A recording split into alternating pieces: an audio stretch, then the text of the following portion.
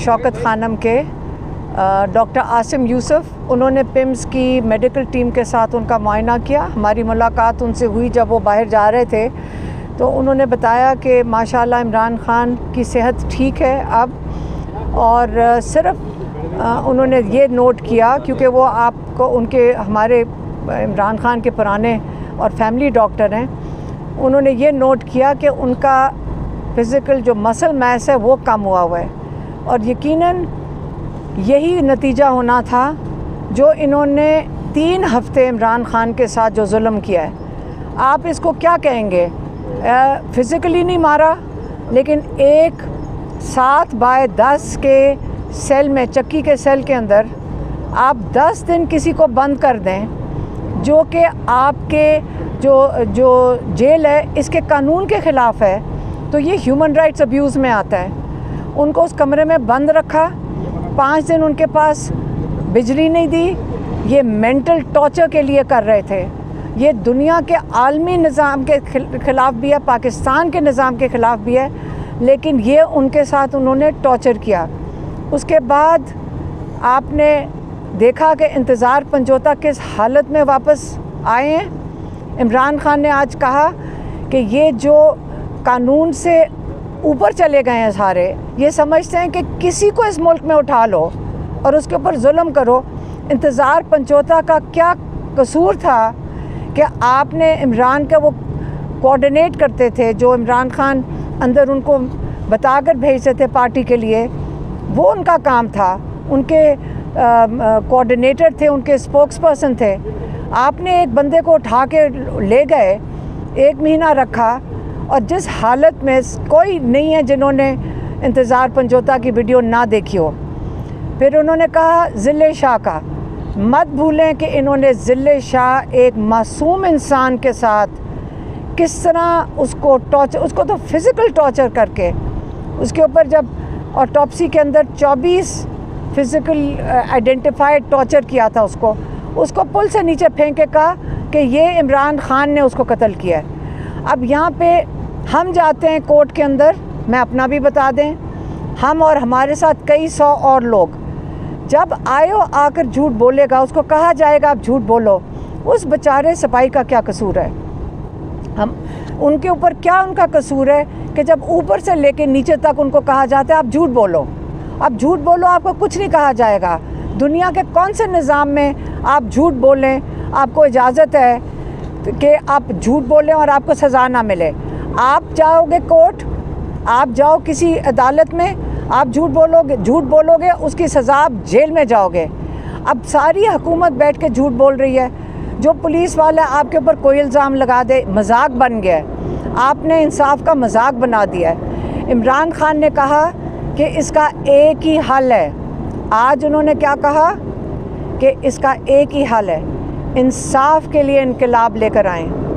इंसाफ के लिए जब तक इनकलाब नहीं आएगा, हमारे साथ ये अगली क्या हमारी नस्लों के साथ भी यही होगा कि हमारे पर कोई इल्ज़ाम लगा के, बग़ैर इल्ज़ाम के भी जो तमाशा इंतज़ार के साथ किया, ये हमारे किसी के साथ हो सकता है। वो किधर था? वो तो ना किसी जलसे में था, ऐसे ही उठा कर ले गए और ये मजाक बन गया। हमें इस चीज़ के ख़िलाफ़ खड़ा होना पड़ेगा कि हम यहाँ महफूज नहीं हैं। किसी ने काजी फ़ाइज़ ईसा के ख़िलाफ़ बाहर एहतजाज किया तो उसके यहाँ के पाकिस्तान में फैमिली को उठा लिया। ये क्या तरीका हुआ? अंग्रेज़ों ने तो नहीं, ब्रिटेन ने तो नहीं उठाया, उनके असूलों के ख़िलाफ़ तो नहीं है, उनके लॉ के ख़िलाफ़ नहीं है। आप वहाँ पुरअमन एहतजाज अपनी राय दे सकते हो सड़क पे भी, लेकिन यहाँ पे वहाँ के यहाँ पे कर दिया तो वो वहाँ पे इंसाफ अब मांगेंगे। ब्रिटेन में मांगा जाएगा इंसाफ पाकिस्तान में जो हरकतें कर रहे हैं। तो इसलिए इमरान खान एक ही चीज़ पे अब कायम है कि अब जो हमेशा से वो कहते थे, तहरीक इंसाफ उन्होंने इसलिए बनाई, लेकिन आज उन्होंने एक नाम दे दिया इसको, इस मूवमेंट को।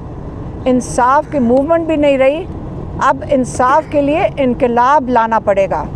और जो आगे इमरान खान के साथ ये कर रहे हैं, हम भी आपको कह दें कि हमें जेल में डाल देंगे फिर से, हमें ये पता है। वो इंतज़ार कर रहे हैं, हमें धमकियाँ आती हैं। हमारे पर 10 FIR डाली हैं, हमारे पर एक FIR 5 तारीख की है जबकि 4 तारीख को हमें उठा लिया गया था। उसको कहते हैं हमें, लेकिन हमें आज 5 को किया। इसका मतलब एक दिन के लिए उन्होंने हमें अबडक्ट किया था, एक दिन के लिए अगवा किया था। तो ये तो आप सोचें अगर हमारे साथ कर रहे हैं, बाकी लोगों के साथ क्या होगा अगर ये औरतों के साथ कर रहे हैं। घरों में घुस के 2-2 साल के बच्चों को घसीटा जा रहा है, 10-10 साल के बच्चों को ट्रॉमेटाइज़ कर रहे हैं, लोगों के बच्चों को ट्रॉमेटाइज़ कर रहे हैं। आपका मतलब है कि ये हाल हो गया। हम अपील करेंगे, हमारे नए चीफ जस्टिस आए हैं, हम उनसे अपील करेंगे कि हम सिर्फ आपकी तरफ देख सकते हैं, अपने सुप्रीम कोर्ट की तरफ देख सकते हैं, अपने जजेस की तरफ देख सकते हैं कि ये लाकानूनियत अगर आपने ना की तो पाकिस्तान की सड़कों के ऊपर लोग अपना हाथ में ना कानून ले लें, क्योंकि इस वक्त तो किसी के क्या कानून तो है ही नहीं। इमरान खान की ज़िंदगी हमारी नज़र में ख़तरे में है। इमरान खान ने फिर से कहा है मिस्टर जस्टिस मियां गुल हसन औरंगज़ेब साहब के पास इमरान खान साहब की तोशाखाना 2 में जो बुल्गारी सेट से रिलेटेड है, जिसमें इससे पहले उनकी एहलिया की ज़मानत ऑलरेडी हो चुकी है। तो इमरान खान साहब की ये पोस्ट अरेस्ट बेल है, जिस पे आज बेंच ने नोटिस कर दिए हैं FIA को, और अब बाकायदा समाअत के लिए हम उम्मीद करते हैं कि ये आइंदा पीर या मंगल को ऑफिस जो तारीख निकालेगा, मगर उन्होंने कहा ये नेक्स्ट वीक के लिए हम उनको नोटिस कर रहे हैं। तो इंशाल्लाह खान साहब के जो चंद एक मुकदमात बकाया रह गए हैं, ये उनमें से एक है। लाहौर में भी खान साहब की तमाम केसेस आर्ग्यू हो चुके हैं और अब फ़ैसला आना बाकी है। इसी तरह लाहौर इस्लामाबाद में भी ये आखिरी कुछ केसेस हैं और हम नवंबर के महीने में एक्सपेक्ट कर रहे हैं कि तमाम केसेस उनके जो है वो डिस्पोज ऑफ हो जाएंगे। सलमान साहब, लगता है कि जिस तरह बुशरा इमरान साहब बाहर आएंगे, खान साहब भी बाहर आ जाएंगे? ये देखिए, नेचुरली और नॉर्मल कोर्स यही है कि जब तमाम केसेस बना दिए जाते हैं और तमाम केसेस फेस कर लिए जाते हैं, तो फिर उसके बाद जो नेक्स्ट लॉजिकल स्टेप है वो ज़मानत ही होता है उसके बाद, और रिलीज़ होती है from jail authorities and from prison.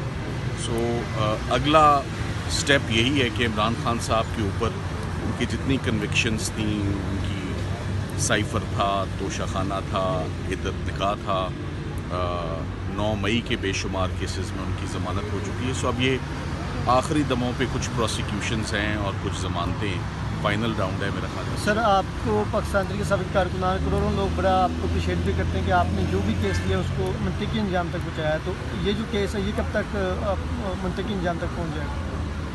देखिए, बात ये है कि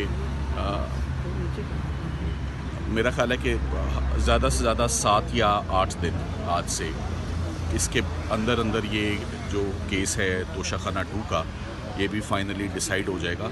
और जहाँ तक सवाल है कि हर केस में कामयाबी की, तो मैं उस पर ये कहूँगा कि केस के अंदर कोई सब्सटेंस भी होना चाहिए।